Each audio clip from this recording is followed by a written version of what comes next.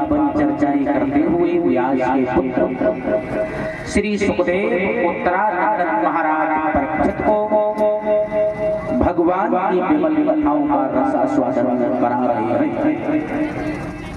आप देखें थोड़ी देर जहाँ पर भगवान की विमल कथाएं हुआ करती हैं, वो क्षेत्र जहाँ आवाज लगती है वो पवित्र माना जाता है।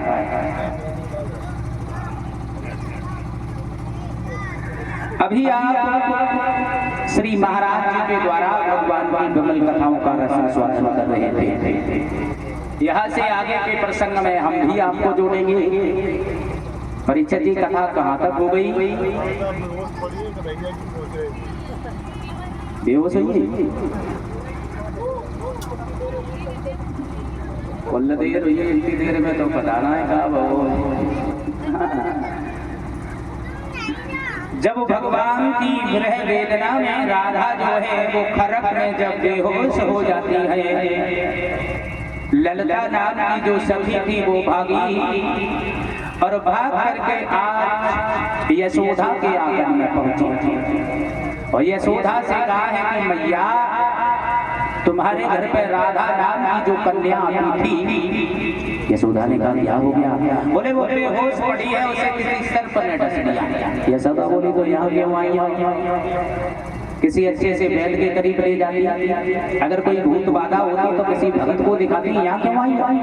ललता बोली मैया सब वैद लोग भी आए, भगत लोग भी आए, बड़े बड़े लंबे मंत्र उन्होंने उच्चारण किए, लेकिन राधा ने आंखें नहीं खोली।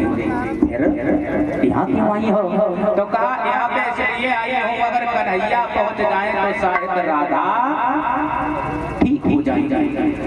यशोदा बोली जा बिल्कुल बाबरी है, 1200 कन्हैया और भूखा जाने भक्त यज्ञ करवो।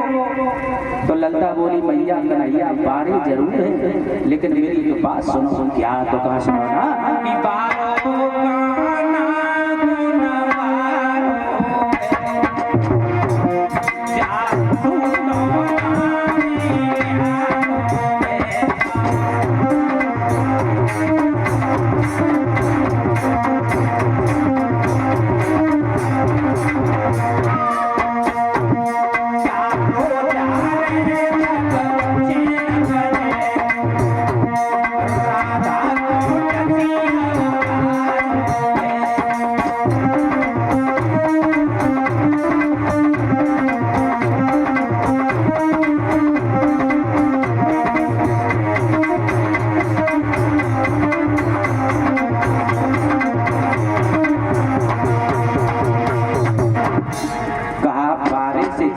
जरूर है, लेकिन गैया और बछड़ाओं के पीछे घूम घूम करके उन्होंने इतने सुंदर सुंदर जड़ी बूटियों का सेवन किया है और सीखा है जिससे राधा सही हो जाएगी। कन्हैया से कहा जाओ राधा को ठीक करके आओ, भगवान ललता के साथ चली। और जब पहुंचे हैं खरक में तो ललता से कहा है देखो ललता मैं एक बात बता रहा हूँ, उसे ध्यान से सुनना। ललता बोली अगर कोई चीज की जरूरत हो तो हमें सिर्फ बताओ। अब भगवान को ये भी पता नहीं है कि भगतई में कौन कौन सी चीज की जरूरत पड़ती है। काफी देर के बाद उन्होंने कहा कि मेरी बात सुनो, एक थाली में हल्दी, थोड़े चावल, एक लोटा में जल और थोड़े नीम के का बोलते लहरे जोरा कहीं जा वो थोड़े तड़वा के लाइएगा। ठीक है, मंगवा दिए गए। उसके बाद में भगवान ने कहा देखो ललता हमारे मंत्र को जो पढ़ते सुनता है वो आंखों से हीन हो जाता है, और दूसरी बात यह है जो हमें मंत्र पढ़ते हुए देखता है वो नेत्रहीन हो जाता है। ललता ने कही देखो लला इसकी थोड़ी रिपीट कम करो। कहा कि देखो चाहे हम आंखों से हीन हो जाएं, चाहे कानों से बहरे हो जाएं, लेकिन हम ऐसा कुछ नहीं कर पाएंगे। प्यारे श्रोताओं भगवान ने मंत्र पढ़ा काली काली दे दे प्यारी।